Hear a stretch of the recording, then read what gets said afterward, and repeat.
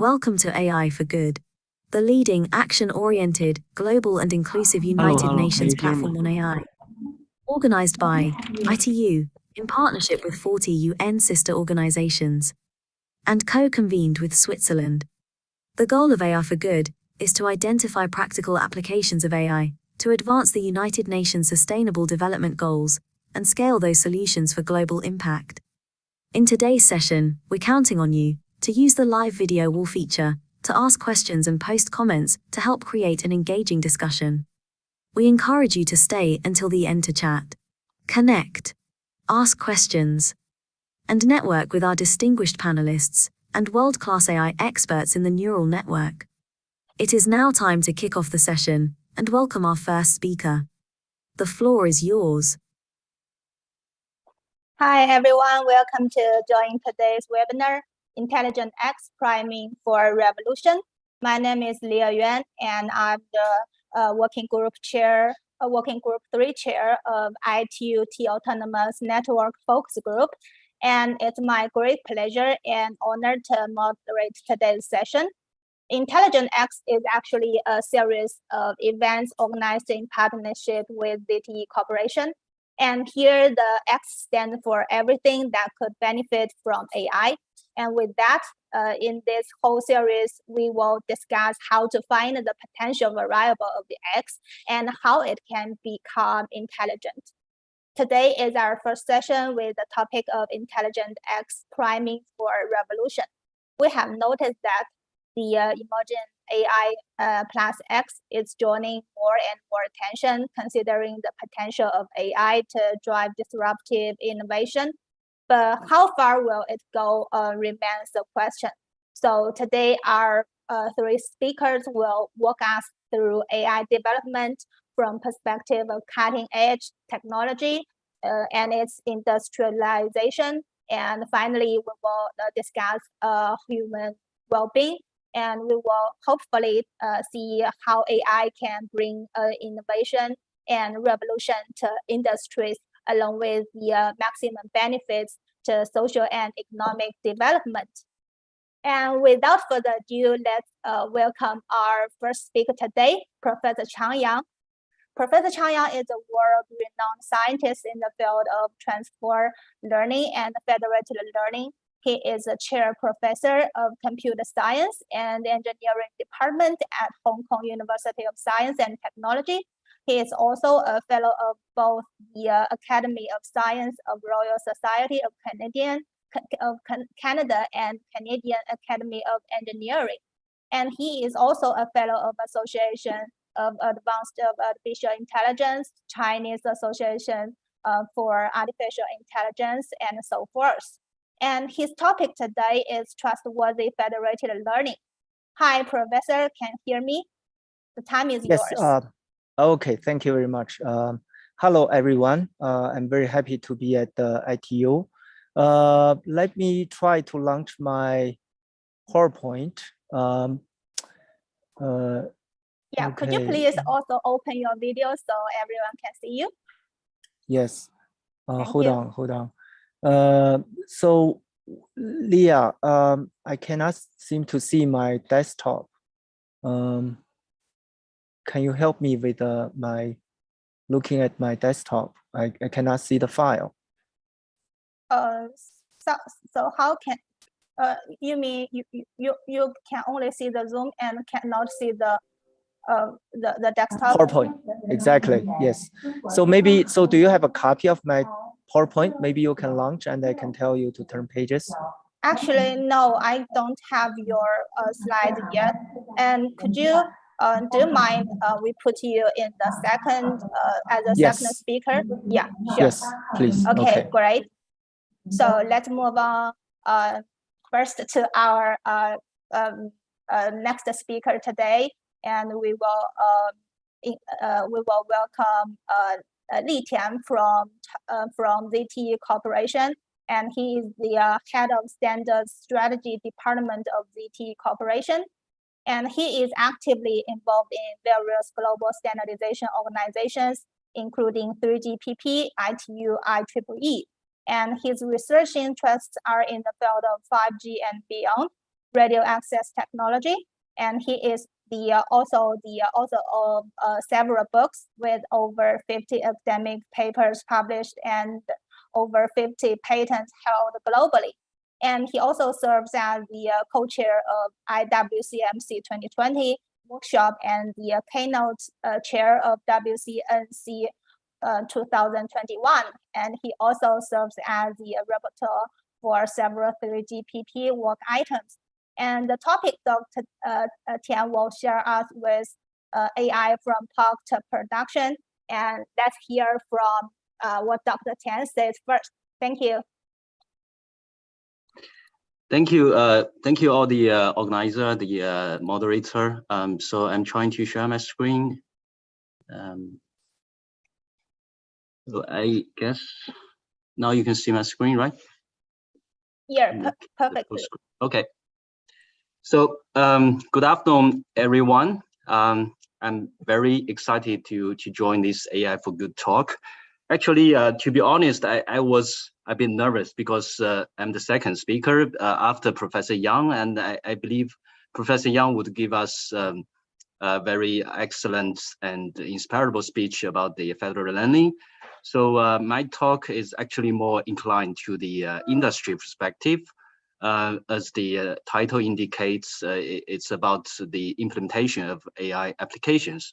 So I would like to take this chance to share with you some of our latest researches and, more important, some industry practices in the field of AI on behalf of ZTU Corporation. So as usual, we will start with the outlook on the artificial intelligence. I will keep it as brief as possible and to address more on the challenges identified. Okay.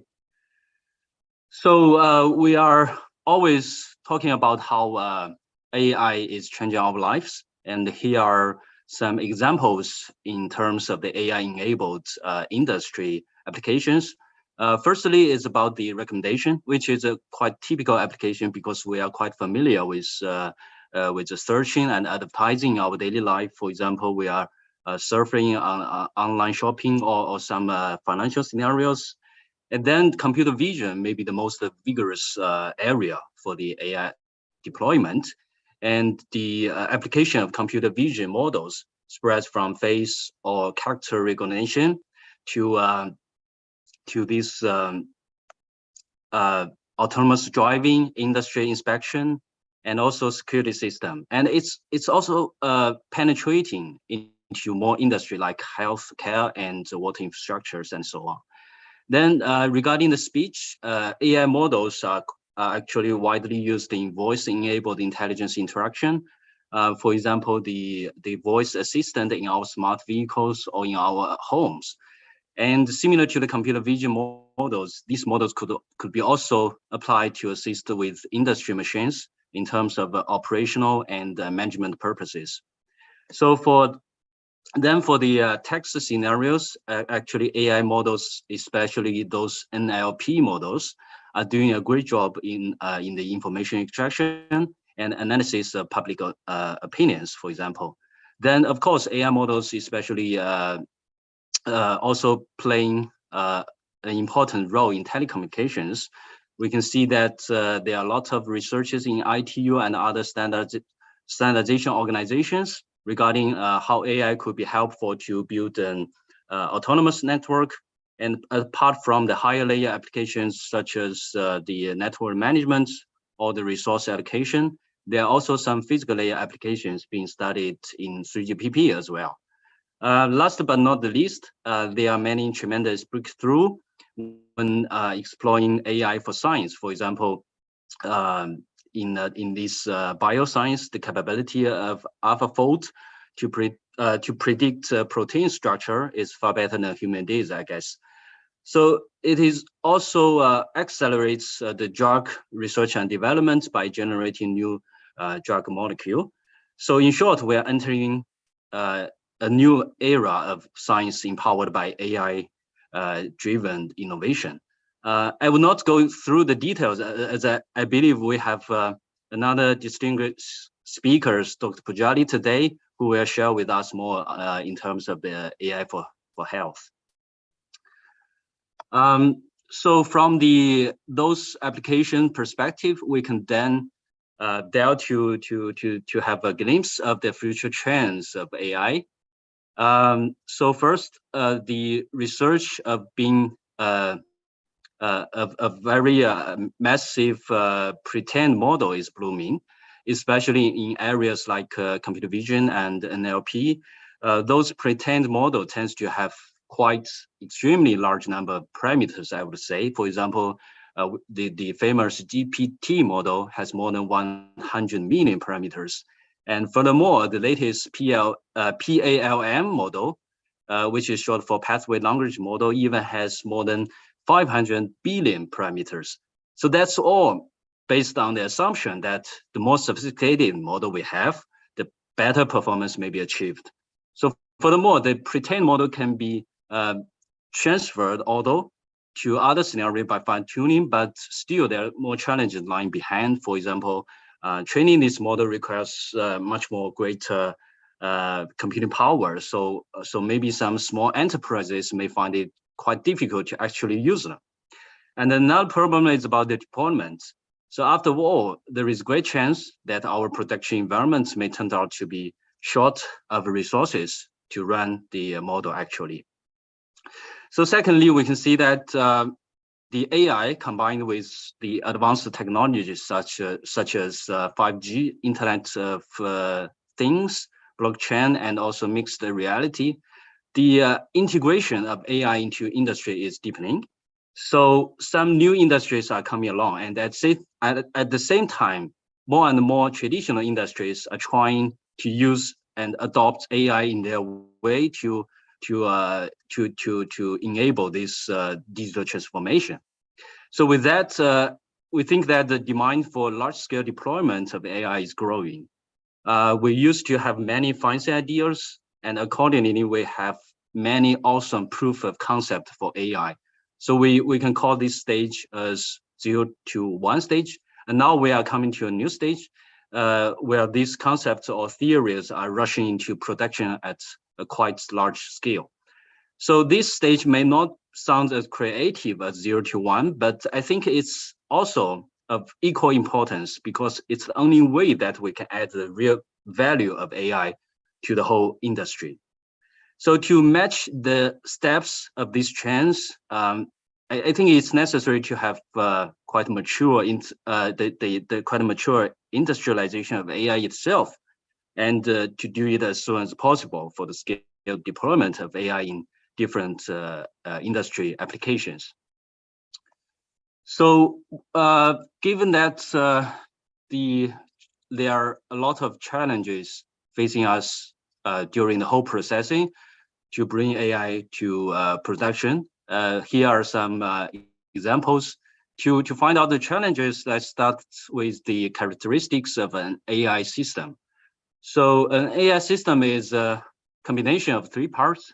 The last one in this page, the code engineering, is what the AI system and the traditional software system have in common. So the difference between them are mainly reflected on the first 2 parts, which is called data engineering and model engineering. So the data engineering is about collecting, verifying, cleaning, and adjusting data for a certain AI or machine learning job. And then we can start model engineering. We design the machine learning model and train it based on the data collected. And then we can finally get the chance to integrate the model in an AI application. So it is much more complicated from our perspective that the traditional software it is much more complicated than the traditional software deployment in terms of the challenges listed in these slides. So firstly, we think it's quite difficult to collaborate between teams because different teams usually have the experience in different domains, and a knowledge gap would exist between them to forge a whole AI pipeline. And secondly, is about the error from human operations, because in many occasions, the pipeline is built manually, case by case, and which is quite not quite costly efficient, and maybe resulting in errors that sometimes also hard to be identified. The third one is about long way to production. This is quite easy to understand, I think, because the complexity of an AI model usually make it very hard to be realistically used. According to some statistics, it said that nearly 87% of the model dead on their way to production. And then the performance optimization is another big challenge, especially considering the requirements may change across various scenarios. And then the AI model should be adaptive to sufficiently different conditions. And also this kind of adaptation should be robust enough in terms of model updates and maintenance. This is mainly caused by data drifting, which is one of the largest concern for an AI system. So changing data can easily lead to the deterioration of a running model over time. So with these changes in mind, let's move to the second part, which is mainly about the ML ops. And let's go through this part together and see how this new concept would be able to deal with these challenges, hopefully. So MLOps is short for machine learning operations. It is for connecting different teams to build a standard and automated pipeline for the entire machine learning lifecycle, including the model deployment and development, and to monitor the drifting and to manage the model and data in the same time. So actually, let's move behind. I think it was probably 20 years ago. We have the similar challenge in the industrialization of the software. So we have this solution called Devops, which is to deliver software at large scale with simplified and automated pipeline. So MLOps is actually an extension of DevOps under the same idea, and with the aim to bring the concept of AI model to production in a fastest way. And compare with the DevOps, there are many new characteristics for the MLOps. For example, MLOps mainly deal with more than just codes. We also need to consider data and model in the, for example, in the continuous integration and continuous deployment, as well as the continuous monitoring and tracking. And more importantly, it should be data-driven. So we have garbage in and garbage out so as to cope with the model deterioration over time. The AI systems also tend to be power consumption. So we have this MLOps, which needs to consider hardware environments as well for both the training and the inference purposes. So to implement the MLOps process effectively, it is quite necessary to establish a set of core capabilities. And these capabilities are shown in this slide, are quoted from a Google white paper on this MLOps. So the foundational capability, of course, includes reliable and secure infrastructure. This is required in order to support any machine learning workflows. And in addition, a standardized configuration management and capability is needed to operate the AI system rapidly and reliably. And on top of these fundamental capabilities, there is a set of core technical capabilities, including the experimentation, data processing, model training, model evaluation, model serving, online experimentation, model monitoring, machine learning pipeline, and model registry. So finally, there are another two capabilities regarding the machine learning repository, which should be supported to enable integration and interaction. And we should also note that these capabilities can be provided by a single platform, or alternatively, to some specific tasks, it can be created by combining different tools that each one is best suited for the task. So for this, I think we need to consider the collaborations in the whole industry. And although the ML ops is quite a new concept, there are already many ML ops practices going on in the industry. So first is the thriving of open source projects in this area. So these projects almost cover all the ML ops capabilities we were talking about. So some of the projects focus on data preparation and the feature engineering, which are often referred to as the feature store. And some will deal with model deployment and serving challenges. And some projects go further by providing everything from the data pipeline to model production. So they are just like puzzle pieces that will bring we can bring them together and get the whole picture. And we hope that it will take us to MLOps best practice when gathering together correctly. And at the same time, there are some communities to foster the MLOps deployment, like there is a MLOps committee in Linux Foundation, AI Foundation, and we as a founding member of this MLOps committee in the Linux Foundation, we believe that the joint efforts in this committee will be helpful to reach a common understanding of feasible and reachable evolution path for the MLOps. And last, apart from these activities, we think the traditional standardization organization should not be absent in the development of MLOps. So the question is just about when is the right time for the MLOps initiatives in the standardization organization. For example, probably a focus group for machine learning in ITU may be possibly a good try to start with these initiatives in the traditional organizations. Okay, so then in the last part, I would like to share with you some ZT's practices of MLOps. I would not dare to say it's the best practice because we are still at a very early stage, probably like many other our partners in the industry.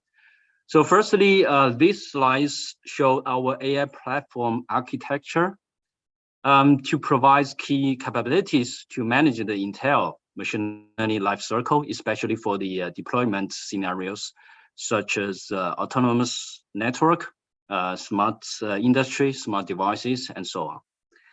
So in this framework, besides the underlying infrastructure, algorithm engines, operation and management, apart from those, the core AI capabilities are integrated, including the data processing and management, and also the model training, model optimization and the inferences, as well as the model market, which is corresponding to the metadata and artifact repository.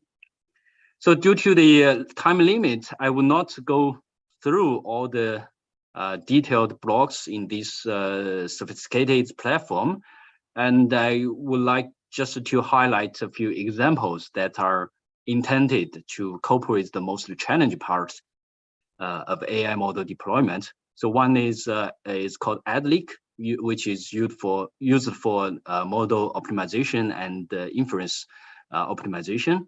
And the other one is called Yanshi Shield for the security of the machine learning and federated learning framework.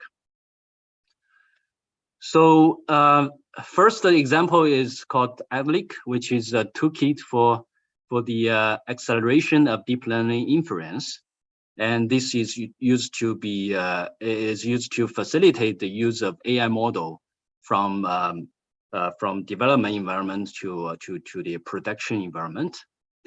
So basically, it can take the advantage of multiple model compression and optimization algorithms to optimize the performance of deep learning models and can be used to achieve better inference performance by providing the end-to-end solutions for various use scenarios with specific hardware configurations.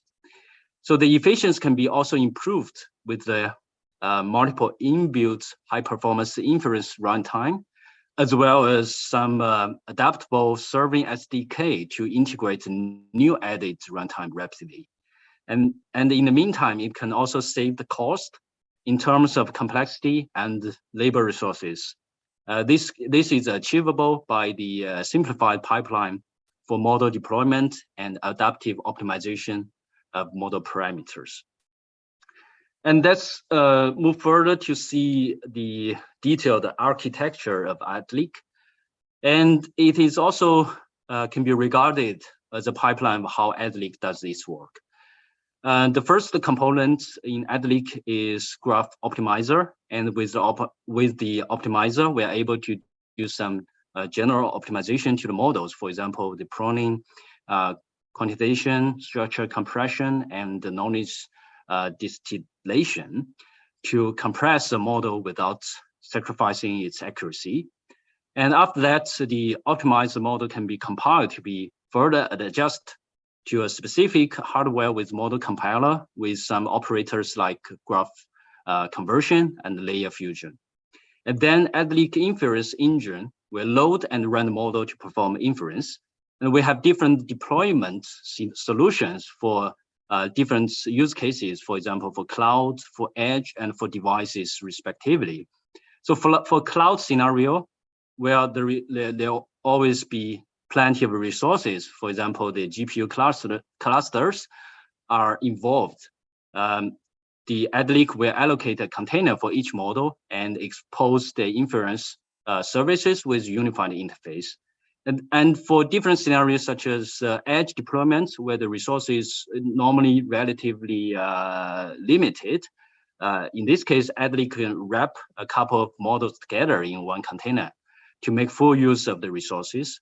And for some cases, like the embedded devices, we can directly provide binary model files for inference to save the resource and to boost the inference speed. So this is basically the idea of this ADLIC, how it works. And the other example is like on the security aspect. So in our practice, it's a secure federated learning framework called Enops Shield. So this shield is realized by decentralized and collaborative model training, where all the trained data are kept on device, so that firstly, multiple algorithms can meet the convergence requirements of scenarios with different data distribution. And secondly, those privacy and security capabilities and robust algorithms are integrated to boost the security of intermediate data and the robustness with when the system is under attack. So thirdly, the models are and those models can be seamlessly migrate to federated mode. And it's easy to integrate new machine learning frameworks as well, and the same framework. And lastly, the optimized transportation of model parameters between different clients and the clients and between the clients and the server can be used to reduce the cost of the federated learning and to ensure the training efficiency. So with those components, this Enops Shield can meet the goal, which is to provide the efficient and easy to use federated learning solutions with privacy and security guaranteed. Okay, so for the practical part, I will stop here. And if anyone is interested, please feel free to visit our website listed in these slides for more information. And of course, I would be happy to discuss with you further in the Q&A session. So finally, I would like to summarize the main points with 5 Cs, which has the same length of characters in the MLOps. So firstly, this continuous industry integration means that the development of AI will be closely integrated with the industry. And secondly, the customized deployment at large scale means that AI in the future will be used everywhere. and it will be highly customized. And thirdly, the ML ops, we believe that it will be the critical enabler in driving the rapid industrialization of AI.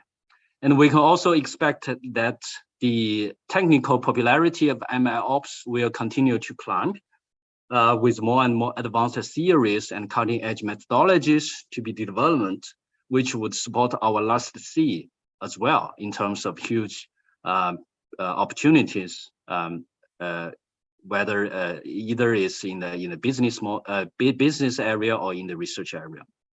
Okay, so to conclude, we can imagine that there is still a long way on the road of making full use of AI to our society and our life. And we expect ML ops can accelerate the industrialization of AI and therefore also facilitate the AI-enabled industry and society. And that's all for my presentation. Thank you all for your attention. Thank you. Okay, thank you, Dr. Tian, for your enlightening talk. And we've got 2 questions here. Maybe you can help us answer it. And the first one will be, what's the difference between DevOps and MLOps? I think you have taken care of it in one of your slides, but could you elaborate more about this? Yeah, thank you, Leah. Yeah, I think I have already mentioned some of the differences in the slides. So maybe I can elaborate a little bit more.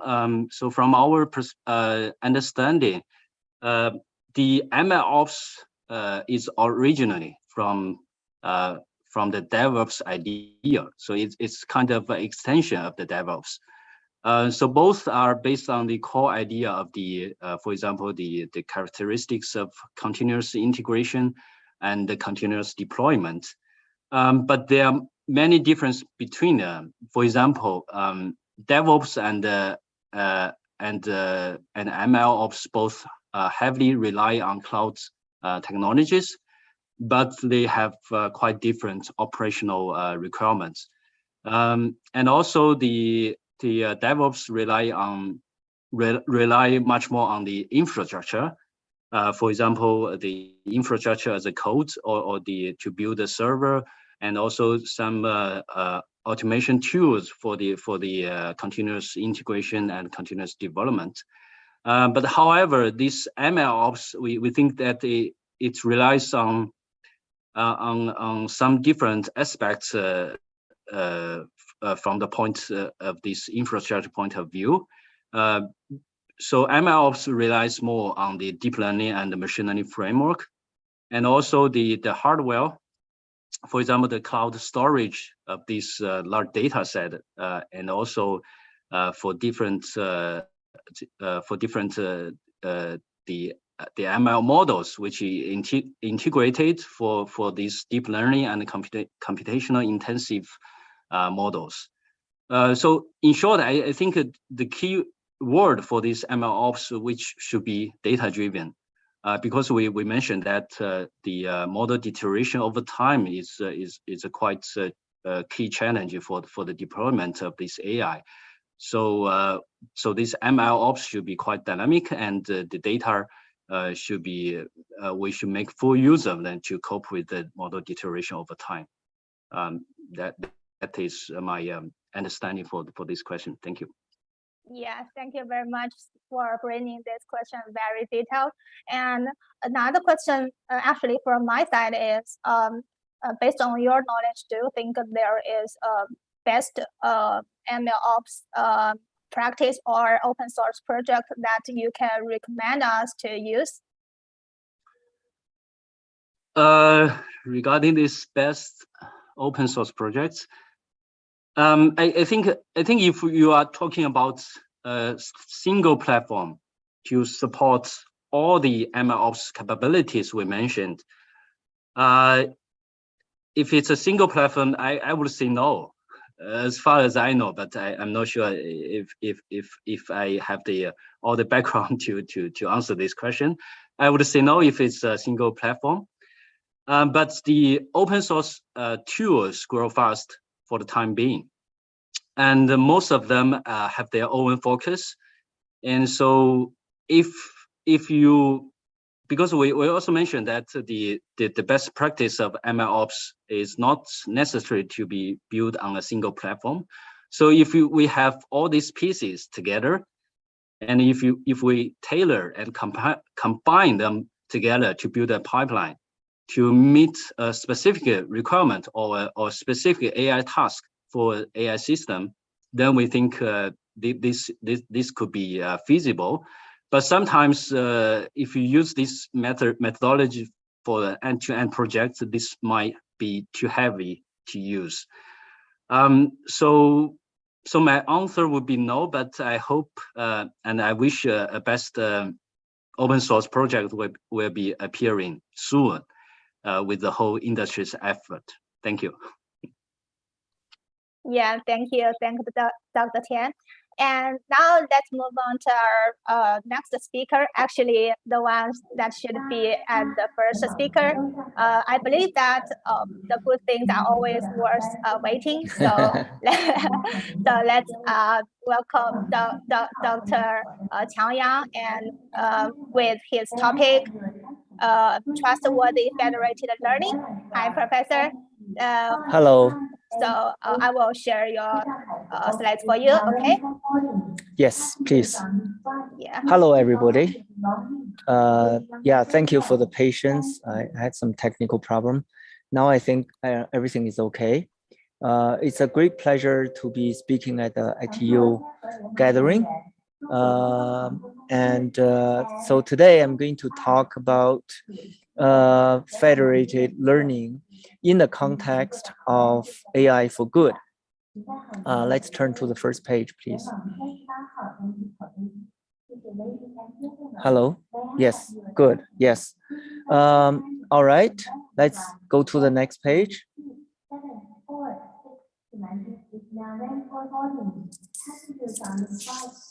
Can we go to the next? Yes, okay, good. Yeah, so here's my point. I think AI for good is about what AI can do for the humankind. And we can look at AI as going through two stages or two processes. The first process is training AI models. In the process of training AI models, there's the issue of whether we are being ethical. And this is because when we build an AI model, we need a huge amount of resources. And some of these resources may not be ethical to obtain. For example, if we use too much energy to build an AI model, maybe we are contaminating the environment, and thus we are becoming a polluter. Thus it's not AI for good, it's AI for bad. On the other hand, if we obtain data from illegal sources, and in some cases hurting people's privacy, then again, it's not AI for good. So in the training phase, we want to ask whether we are setting the objective or the boundaries, that is constraints for model training correctly. And we should ask whether we are collecting the data and building the model in the most ethical way. Once we build a model, we face a second challenge, which is equally important, and that is whether we are applying AI models in an area in an ethical way. For example, are we using the AI model for some violent applications? Are we monitoring other people's behavior or even stealing other people's secrets in an illegal way? Are we hurting the environment or using natural resources in an unethical way? The list goes on and on. So for example, in social media, there are events where the inappropriate use of AI has hurt the fair use of opinions and drawing conclusions in a biased way. And that's these are the reasons why we should stress AI for good in its application phase. Next page, please.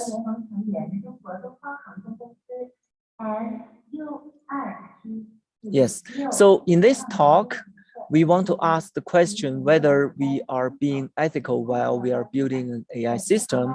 In particular, my research focus on whether we are being ethical when we are collecting the data and build a joint model when there are multiple participants. And so this is our focus of today's talk. Next page.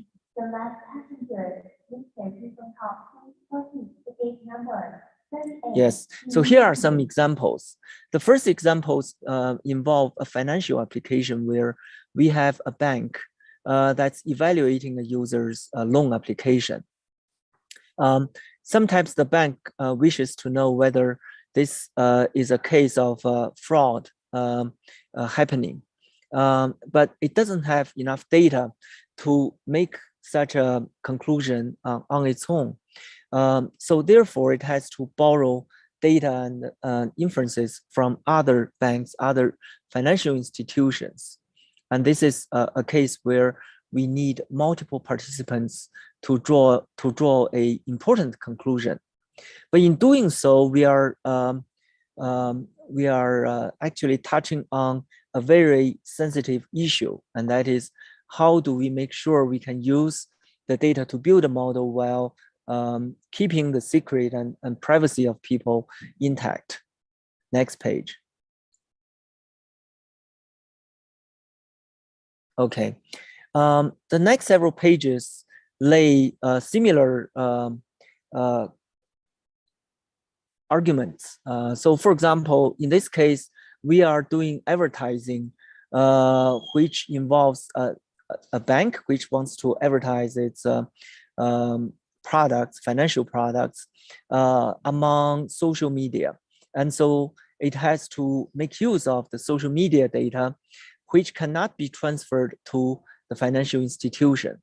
Either the behavior of the user, which we call them X, or the label information, which we call Y.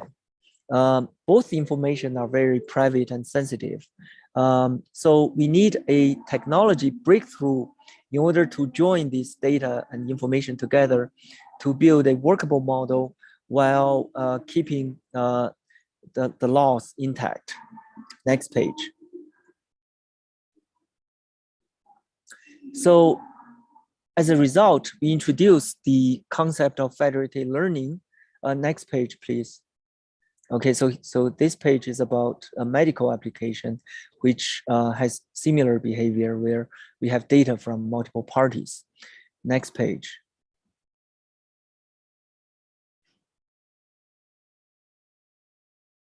Okay, let's go to the next page. Yeah. So on top of this, we have stronger and stronger desire to protect people's privacy and their laws from different parts of the world. In Europe, there's the GDPR.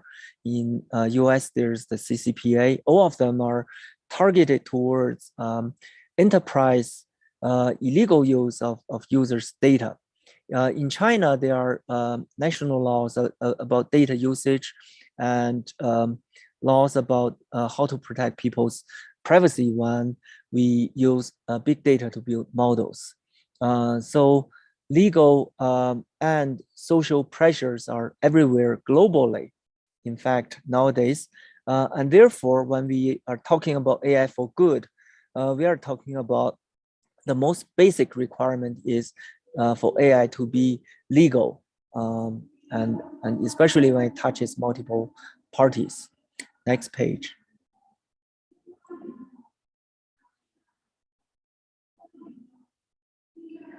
Okay. Yes, so federated learning is a technology answer to the above challenge. And we need multiple solutions to work together. There are legal and there are social, there are societal and governmental measures. But from machine learning perspective, we wish to design a new technology that can, number one, make use of data resource from multiple parties, and number two, that can successfully build models that can draw inferences just as precisely as a centralized system. And number three, respect all the laws, data laws, and protect people's privacy and security. So over the years, in the course of the past 5 years, we have seen developments in US, in China, and almost all parts of the world. And some people develop device-centric federated learning that can unite data and models from multiple edge devices. And these are what we call horizontal federated learning. Or when we have multiple enterprises together, working together to build a global model, that's when we build a vertical federated learning model. And all of them have one central goal, that is a distributed multi-party model building AI system that can protect privacy. Next page. Okay, so such systems are aimed at protecting privacy while enabling distributed AI, and therefore it welcomes technologies from multiple areas.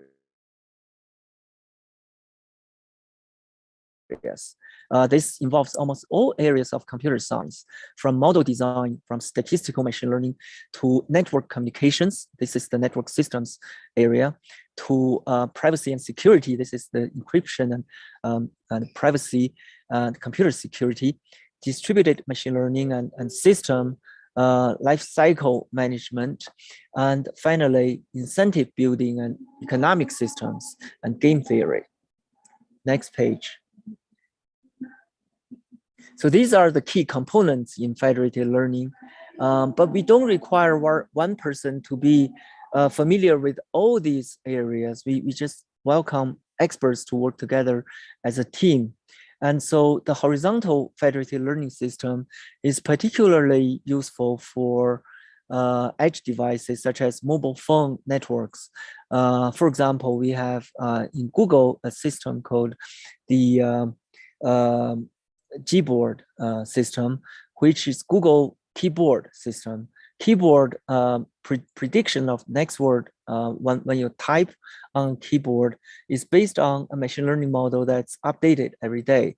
And in fact, the update is a training process that involves a lot of users because these data come from their edge devices.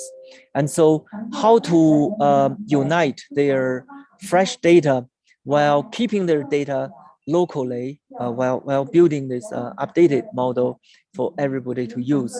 This is the challenge faced by horizontal federated learning system. Next page. And in contrast, when two enterprises work together, we have one enterprise may have some data about one user from one angle, such as financial information. Another party may have internet behavior, like browsing behavior or video watching behavior, or we have other systems such as e-commerce system for people's purchase preferences. When we want to build a sophisticated machine learning model for finance applications such as fraud detection, we have to unite all these data together. And this is when vertical federated learning comes to light. And it stresses on a global model that's distributed in several parties and making inferences while and training while protecting the data. Next page.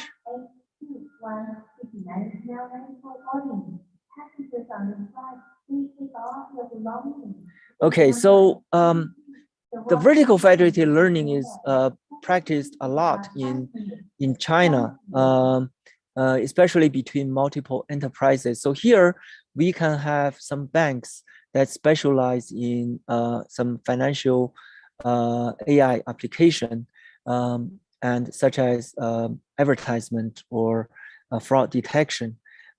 It makes use of data from groups of financial institutions and non-financial institutions, such as data services. When using this data, it's best to keep the data locally using a vertical federated learning system. And on the right-hand side, you can see the more data we involve, the better the performance, as shown by the blue line. From left to right, the data increase, the amount of data increases, and the performance finally over the red line, which shows the baseline for applications. Next page.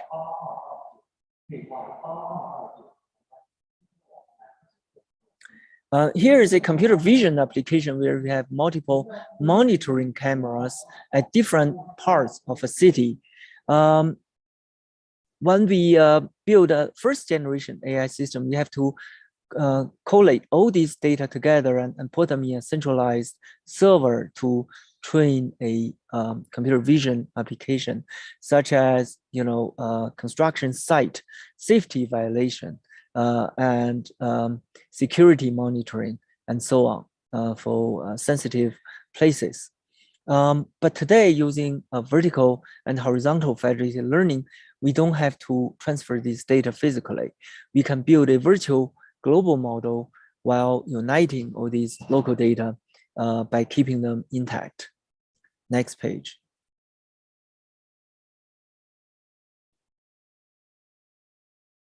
Yes. Now, people actually use a lot of mobile phone applications, such as news recommendation or video recommendation and merchandise recommendation e-commerce system. And all of these are signified by their ability to personalize their recommendations. In order to do this accurately, the recommendation systems have to be most up-to-date by connecting with all the end-user data sets. So in such a situation, we face the dilemma of keeping the local data of users intact while building the model and updating the global model in a timely manner. And only when we can do this, both securely and ethically and accurately, can we push the utility of such system forward. Next page.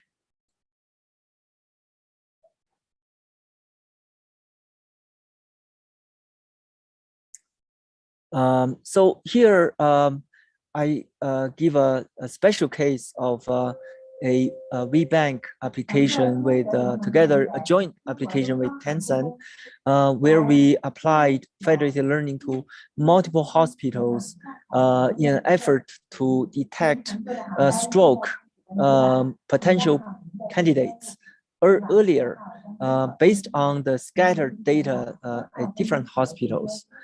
Such a case brought in great success in lifting the accuracy of detection. Next page.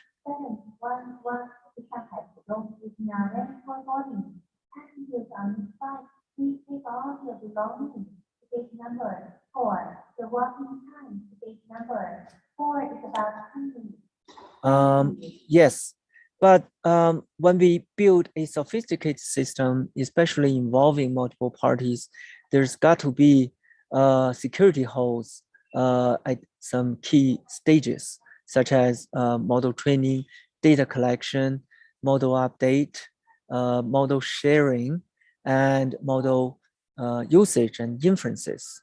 So here are some examples from researchers which show how federated learning system can be broken by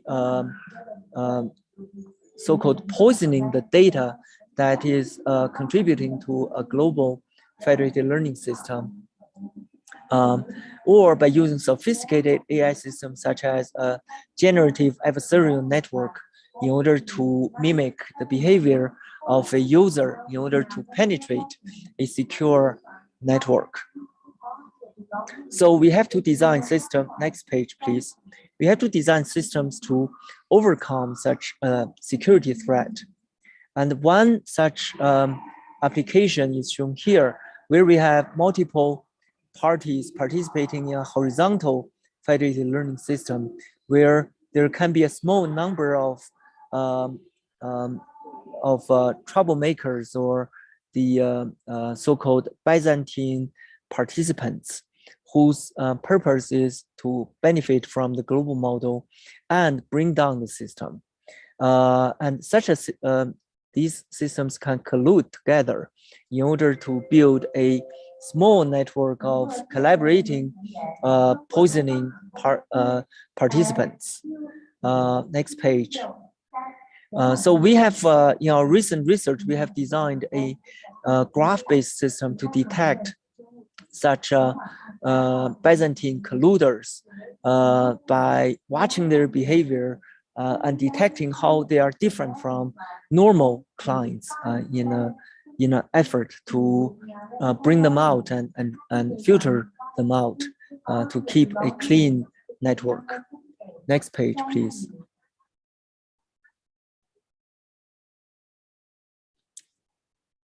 Okay, so keeping security is one concern, but keeping the system scalable is another concern.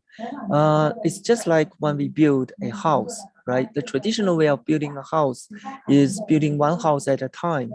But today, we use standardized parts to build a sophisticated building and even a large city in a very fast time, very quick amount of time, because we have security standard to follow. And therefore, when we have a standard for every participant to follow, we can have a good federated learning system, which can enable both security and the scalable system building. Next page. So with such standard in mind, we have pushed forward several standards, both internationally and nationally. And in all areas, including a general standard for federated machine learning, which we published last March. And in area-wide federated learning standards, such as financial area or communications area. So there are a large number of enterprises joining in both nationally and internationally. Next page.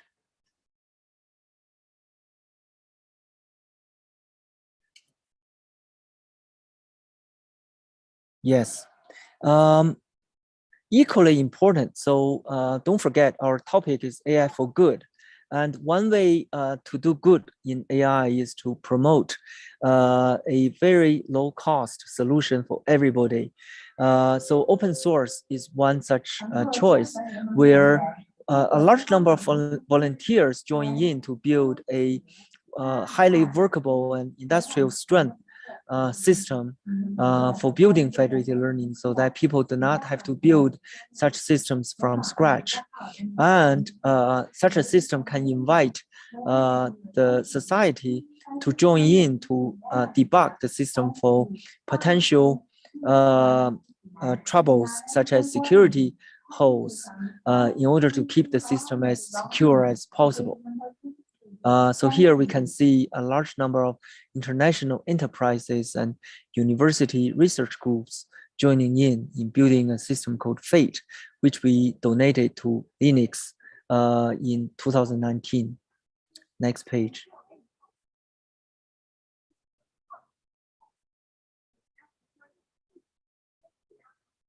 Okay. Equally important is to manage models. What we mean here is we treat models like art products such as books, novels, and music.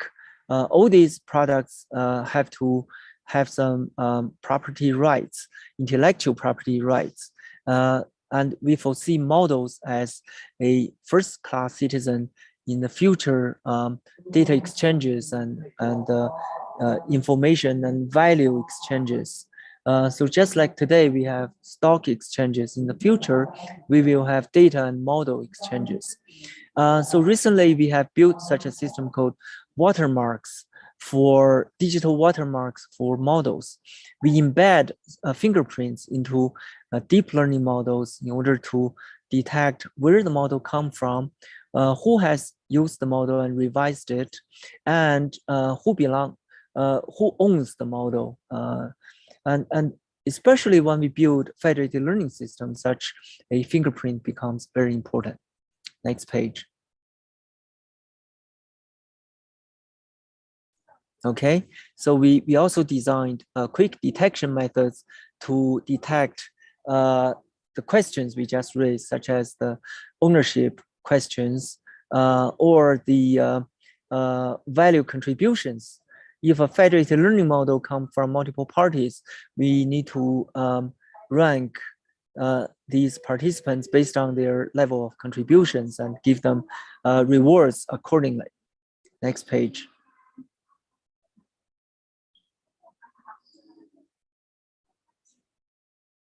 Okay, so to summarize, AI is a new entity in our digital society.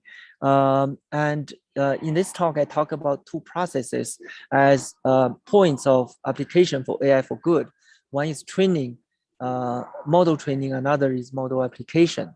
In this talk, I particularly focus on model training, and I ask questions such as where we have multiple participants, we have to build AI models from multiple parties while observing people's privacy and security ethically and legally, and also keeping such sophisticated system as low cost as possible using AI standards, federated learning standards, and open source systems in order to enable AI for good. Thank you. So that's all my talk, and I'm very happy to answer questions from you. Yeah, thank you, Chang, for your illuminative talk. And I've got a question for you. First is about the GDPR. I think the trustworthy federated learning seems have much to do with the privacy. So what do you think it can do for the GDPR restrictions? Yes, thank you very much. Federated learning is designed to comply with laws, but in almost every vertical sector, there has to be joint work between legal experts, government officials, and technical people from federated learning. For example, in communication systems for mobile phones, in recommender systems, in e-commerce applications, in finance systems, and so on and so forth. In federated learning systems between multiple enterprises, such as car builders and suppliers on the supply chain, there has to, so it also forms a vertical area where there has to be legal joint work between lawyers, legal experts, and technical people. Only when they work together can they ensure that the solutions from federated learning researchers can be certified. Such a thing is happening in Europe under the title of data space. Data space is a virtual space in which multiple enterprises can communicate their data and their models together while complying with laws such as GDPR. And there are legal terms that certifying whether a data space is legal. We can see federated learning as being part of a component of data space, which can be made legal by certification. Yeah, thank you very much. I learned a lot from that. And another question is about the future application of federated learning or trustworthiness in AI. Because today we have the topic Intelligent X, and we are in the platform of AI for good. So what do you think is might be the most potential area or vertical industry that could benefit from federated learning most? Yes. So my own opinion is like this. The development of AI is migrating into a second phase. The first phase is when all the data are in one place in a centralized way. The second phase is when all the data are from different parts in a distributed way.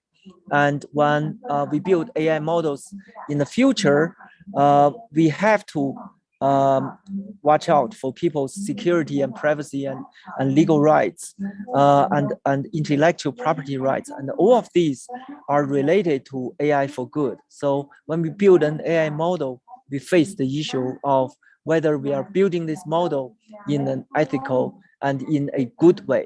And when we apply an AI model, we are also facing such a manner, such an issue of whether we are applying AI with a purpose of AI for good and to an area where AI is only working for good and not for unethical parts.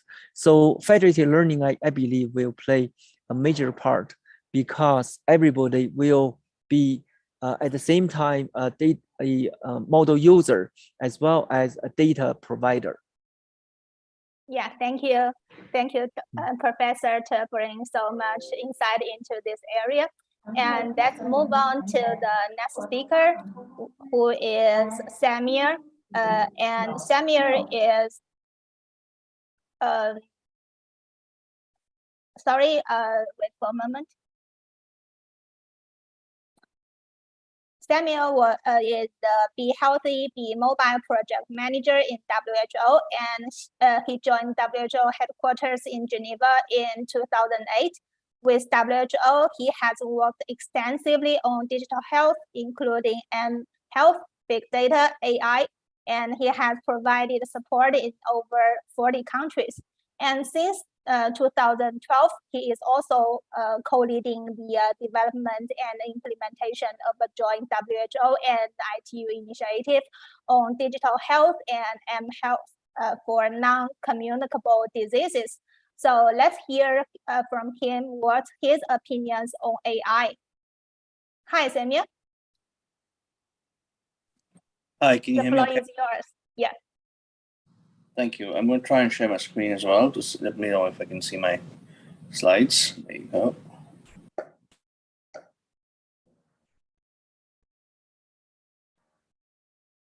Yep. Yes, we can see it very clearly. Brilliant. Thank you so much. And thanks for the introduction. Just to also add to it, I also sit as a vice chair of the WHO ITU AI for Health Focus Group. And what I'll try and discuss today is actually, we've heard some great presentations already on the potential of AI, of where the capabilities are in terms of technology, in terms of learning, in terms of federated learning, in terms of data science. What I'll focus today on is more the strategy, the governance, as well as what is needed to make it happen. And that's why my talk today is called Today's AI for Health is Tomorrow's Health. We won't be calling it specifically AI for health, and my focus will be on health specific topic, but in terms of AI, its applications can go across. And I think that's what we need to value, as was mentioned in the federated learning talk. How can we maximize AI in the application and make it a lifestyle approach as we go forward, which will happen as we go forward. In my slides, I will be trying to answer and address 4 main questions. Why do we want to look at digital and AI as one of the options? Where are the opportunities? How can we make it happen? And I'll put a proposal that the focus group is currently considering and discussing, and what can we all do? That's the 4 key actions that I'll try and questions I'll try and address in this talk today. First and foremost, let me see why digital and AI. And I think this is, I'm preaching to the preachers here, but it's a good reminder for all of us that there is immense opportunity. Historically, this has never happened. We've never had such immense access to technology, to outreach, which has been there, and it keeps on growing. So we have to leverage these technologies.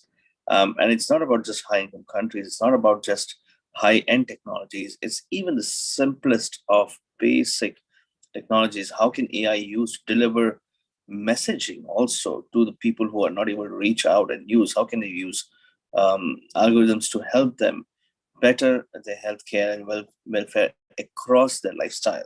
And I think that's the opportunity we have out this right now, replacing.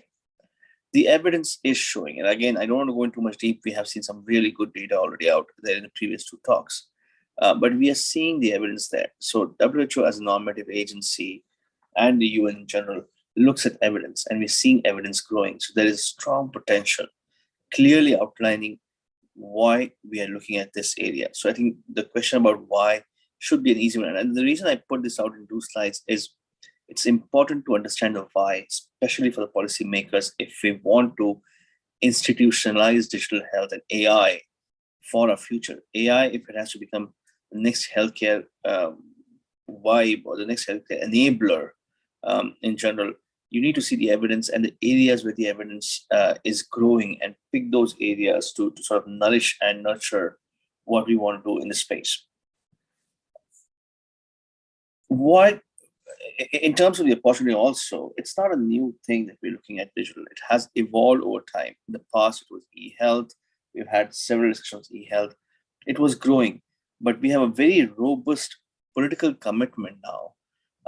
And that commitment comes in form of a global strategy that has been approved by member states. That is, 194 countries have come together and have discussed this already and agreed. So there is a political push also, and that's important for developers, the AI practitioners to understand that we're not working in isolation. It's important to come together so that we can make the AI really impactful, not for the rich only, but for everyone everywhere, so that we can make maximum impact in delivery of the SDGs overall, so that we can have a better society to live in, a better world to hand over for the future generations. There are 4 areas that the global strategy focuses on. And I'm just saying this out here again, because all the countries, all the governments have already agreed that digital is going to be the enabler, AI is going to be the enabler. How do we make it happen? The first one is collaboration and transfer of knowledge. We do not want to have vertical systems running and creating. The power of technology, the power of AI is when we have the federated ways of learning, when we have multiple people coming in, sharing knowledge, when we have collaboration happening across the board. That's how we can enhance the technology. That's how we can implement the technology. And that's why it's critical to have this 4 objectives embedded within whatever each one of us is doing in terms of AI. The first one is, how can we collaborate, not recreate the wheel every time? How can we implement and scale? Help implementation is important. How can we strengthen the mechanisms to be delivering this thing? And there's a lot of discussion on ethics, which I'll talk about in a minute. And of course, the people-centered healthcare systems. It's now about individuals. How can we better not just the health system, but also the wellness of the population as we go forward? With this in mind, WHO and ITU set up the focus group to create benchmarking framework for AI for health in 2018. The framework has been existent. We have more than 100 partners now as part of the focus group. And there are 10 deliverables that this focus group framework will cover. First one is an ethics consideration. So it's not just that we should be ethical. What needs to be done? What are the regulatory requirements as a developer, as an implementer? All these documentations and guidance are being generated working with partners, over 100 plus partners in the focus group. and they are all putting this together. One of the examples of this is the Ethics and Governance of AI for Health, a guidance which was released recently by WHO together with ITU and the focus group and other participants. There's clear guidance. There are checklists for developers, for healthcare providers, for governments, how to actually operationalize AI in the field in an ethical fashion, and how and what governance is required in terms of delivery of this these AI in healthcare systems. There are courses available that anyone can join. So I strongly encourage everyone who wants to work on AI and is committed to ethical approach. If you look at ethics and governance of AI on openwho.org, there's an online free course, that certificate course that you can join in and go through these principles which are based on and the guidance that is created already to make sure that you are doing the right approach and taking the right ethical intent in making AI for good for healthcare, as was mentioned previously by Professor. So it's an important angle to focus in that perspective. Similarly, there'll be guidance for regulations, for legislations, on data, on software development. All these guidance documents are available, and I encourage you to come and follow so that we can standardize the approaches and we can make sure that AI is being implemented. So this also helps governments to take decisions and help implement these programs in a regulated and legislated manner. Now, I've spoken about the broad principles, about the broad actions that are required. And again, the ethics guidance goes very detailed with checklists of what needs to be done. So I encourage everyone to look at those. Now, in terms of areas of emerging areas, one of the things that we found in digital in general and also in AI is people tend to invest and recreate the wheel. In areas where there is evidence, you keep on doing the same thing again and again, just because there is a potential market there. But I encourage everyone to look at the potential of AI in areas where there's interest, where there are gaps, and where it can make a maximum impact as we go forward. I'll give you some examples that are being discussed, and there's a huge demand. And again, this list is not limited in itself. There's a lot more happening and a lot more demand, but there is good evidence already in some of the spaces with technology that AI provides, whether it's cervical cancer.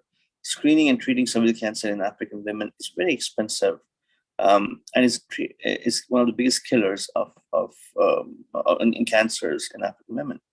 We can use AI to make that maximum impact. There's evidence around this. Now the question is, how can we come together and make that evidence into impact and scale? That's what we need to work on together. Of course, there's TB, which is a big cause, which is towards the part where we can fight it out. Aging are big areas with sensors.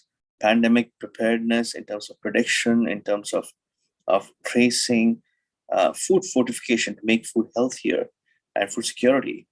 Medical devices and AI, how can they properly regulate it? Surveillance in terms of providing more real-time information, knowledge, so that we can act and take policies.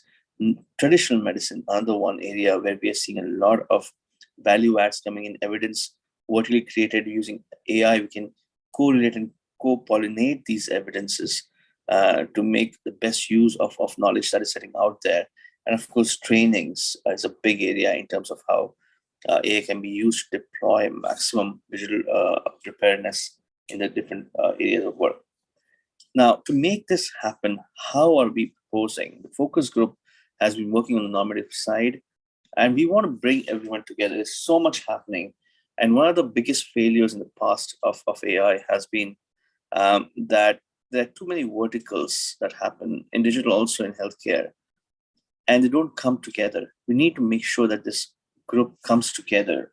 And with that, our intention is to create a global AI initiative for health, which will help in 3 areas of functions. One is to enable AI being deployed and the policies being written. The second one being able to facilitate this AI growth from startups to knowledge bases and everywhere, and partnerships. And third one is to implement. Just to give a quick overview of this area of work, and I encourage that everyone can come and join this part. So the enabling function will look at creating these guidance which are required for the benchmarking, the enabling the governance measurements, the ethical regulation governance, so that it does not restrict, but makes it AI for good in general, to enable the surveillance, research, and evidence in a more structured and more a fashionable manner, and the data sharing principles, so that we can see transparent algorithms, we can see successful transparent algorithms being deployed using different data sets to validate and verify the algorithms. The facilitation will bring together people, will allow for funding to be available for partners joining in, and to also make sure that you're not investing. When you're doing pool funding, you can make more of the dollar invested into the making the impact on the ground. Of course, knowledge sharing between countries, between partners, so you can learn international platform to make that happen, and to enable cooperation between all stakeholders will also be done through the facilitation track. And finally, the most important part, which is where we want to hit the rubber to the road, is to implement it. All this work is on one side, these big conferences, discussions. If we can't make an impact on the ground, if we can't benefit individuals living in countries, if we can't benefit kids who are next generation, we have failed. And hence, a lot of the focus will be on how can we take evidence-based programs, evidence-based AI to the ground, implement it, and make the maximum impact on the health and well-being of the individuals. And not just making that impact, but also keeping it sustainable, so that, as I mentioned at the beginning, we change the structure of today's digital AI world into the healthcare of normal world. We don't need to say it's AI specific. It should be integrated into systems. So I have two takeaway messages for this group. One is focus on your ethical approaches, focus on your governance approaches. We need to have a strong capacity to implement evidence, and whatever you're doing, think about that end goal always as you're making it happen. Work jointly. It's not about stopping good evidence to go at scale. It's about making sure that we have the right evidence ethically created and implemented on the ground to make that last mile impact. And come together, coordinate your efforts, your investments, everything you're putting in, your knowledge, your time is an investment. We need to come together. That 1 + 1 becomes 11 in this case, when we actually add up to coordinate and help people in working on AI. And so that's a very important part, as long as you keep in mind the end goal is to benefit individuals on the ground in a holistic approach. With that, I think I'll just reiterate our commitment from the senior management, the DG, who always calls on that technology being a key pivotal role in a holistic approach. And we need to work together. So he always has this word, let's work together. So with that, let's ensure that AI for health is safe, sustainable, and leaves no one behind. And I thank you for your time. Back to you. Yes, thank you. Thank you very much, Samuel, for your enlightening talk. And actually, I have got a question, because in your presentation, we can have a broad view, the whole picture of what AI can do for AI for good. So it seems that there is much work inside these initiatives. So I want to ask, do you have any collaboration with organizations outside the ITU, outside the WHO, and could you please share some ideas about that? Absolutely, thank you. That's a great question. As I said, my talk was probably focused on collaboration, and that's the key, because AI for health is not going to be done by the AI specialists. It cannot be done by health specialists alone. It cannot be done by technology specialists alone. It cannot be done by governments alone. To make it a success, and today's, as I said, tomorrow's healthcare needs, it has to be done in collaboration. So we have been working, of course, with ITU as a key partner. And this was set up and established at the time of the AI for Good Summit, the first one, when our DG was talking about it. And with following then, over the last 4 years, we have over 100 different partners who have joined us in the focus group itself, whether it's technology specific areas, whether it's academic teams, whether academic institutions, civil society groups, governments themselves. are all partnering in based on their interest. And we are very keen to have other partnerships join in. There are research entities, ICMR in India, the CICT in China, which are big agencies working on this area. We're working with Saudi. I'm right now in Riyadh to discuss the Saudi AI Authority. How can we all come together? So there is so much investment to make sure that we are aligned and giving each other the benefits of AI that they're learning in each country. So I think collaborations are key. We are partnering, but it's just a drop in the ocean right now that partnerships are in. There's so much happening, and I encourage everyone today here, just reach out. Let's talk how we can collaborate, how we can join hands, and what can you bring to the table in terms of knowledge, in terms of resources to make it happen. Yeah, that's so great. I think most of us are willing to join you in this initiative, and we hope that the AI for Good will accomplish more in the future. And thank you again for your very enlightening talk. And I also would like to extend my thanks to all the speakers today for your excellent and illuminating presentation. And with that, we will be concluding the presentation part of today's session. And I'd like to remind you that the following 30 minutes, there will be a networking session on AI for Good neural network, where you can have a further discussion with today's speakers and participants. And if you have any questions, you can leave your questions in the neural network. So friends on YouTube, Bilibili, WeChat, and of course on AI for Good platform, we still have 3 more events on the way in the following 3 months. So please stay tuned. See you next time. And now let's move on in neural network for our networking event at the AI for Good platform. Thank you. Bye.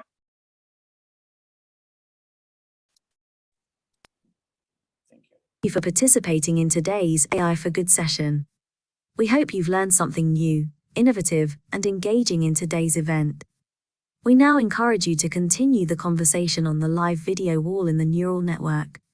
Here you can ask questions, like and comment, share links, complete the poll, connect with interesting profiles, or speak one-on-one using the chat and video function. After the networking session, we invite you to explore the lobby, try the smart matching quiz, visit the virtual exhibits, poster boards, the e-shop, and build your personalized AI for Good program. Let's shape the future of AI for Good.